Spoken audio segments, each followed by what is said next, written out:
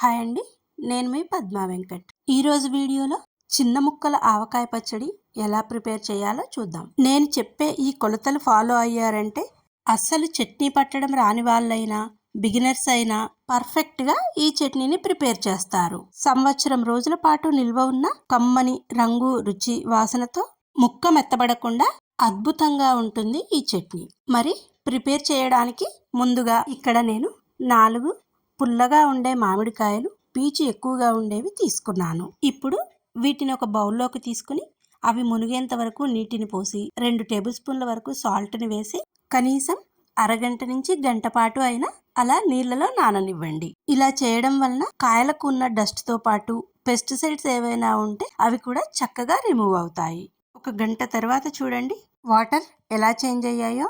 ఇప్పుడు ఆ నీటిని తీసేసి ఫ్రెష్ వాటర్ని పోసి మరోసారి కాయలను శుభ్రంగా కడిగి పొడి క్లాత్తో అస్సలు తేమనేది లేకుండా తుడిచి పక్కన పెట్టండి.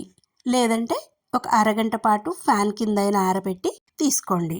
ఇప్పుడు కాయలు పూర్తిగా తడి ఆరిపోయిన తరువాత పైనున్న తొడిమలు, లోపలున్న టెంకలు తీసేసి ఇలా చిన్న ముక్కల కింద కట్ చేసుకుని పక్కన పెట్టండి.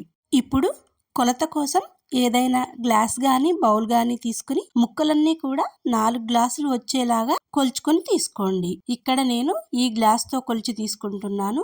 చూడండి, ఈ గ్లాస్తో 4 గ్లాసుల ముక్కలు వచ్చాయి. ఇప్పుడు మరో బౌల్ తీసుకుని అదే గ్లాస్ కొలతతో అర గ్లాస్ కారం, అర గ్లాస్ దంచిన కల్లుప్పు, అర గ్లాస్ ఆవపిండి, 4 టేబుల్ స్పూన్లు వేయించిన మెంతిపిండి, 1 టేబుల్ స్పూన్ పసుపు వేసి వీటన్నింటినీ చక్కగా మిక్స్ అయ్యేలా ఇలా స్పూన్తో బాగా కలిపి ముందుగా కొలిచి పెట్టుకున్న ముక్కల్లో వేసి అలాగే అదే గ్లాస్ కొలతతో అర గ్లాసు ఒలిచిన వెల్లుల్లి రెబ్బలను కూడా వేసి ఉప్పు, కారాలు ముక్కలకంతా చక్కగా పట్టేలా కలిపి పక్కనుంచండి.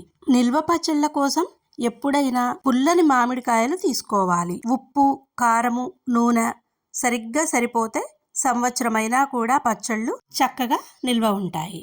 చూడండి, ఇలాగా ఉప్పు, కారాలు ముక్కలకంతా చక్కగా పట్టించేసి అదే గ్లాస్ కొలతతో 1.5 గ్లాసుల వరకు వేరుశనగ నూనెను కానీ నువ్వుల నూనెను కానీ పోసి అంతా ఒకసారి బాగా కలపండి. ఇక్కడ నేను గానుగ నుంచి తీసిన వేరుశనగ నూనెను వాడుతున్నాను. మీరు కావాలంటే నువ్వు పప్పు నూనెనైనా వాడుకోవచ్చు. ముక్కలకంతా నూనె పట్టించాక మూత పెట్టి 3 రోజుల వరకు చట్నీని ఊరనివ్వాలి.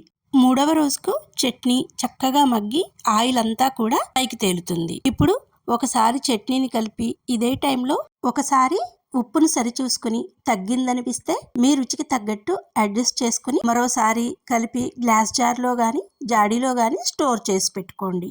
నిల్వ పచ్చళ్ళు పెట్టుకునేటప్పుడు మనం వాడే స్పూన్స్ కానీ గరిటెలు, బౌల్స్ అస్సలు తేమ లేకుండా చూసుకోండి. పచ్చడి ఎన్ని రోజులైనా నిల్వ ఉంటుంది.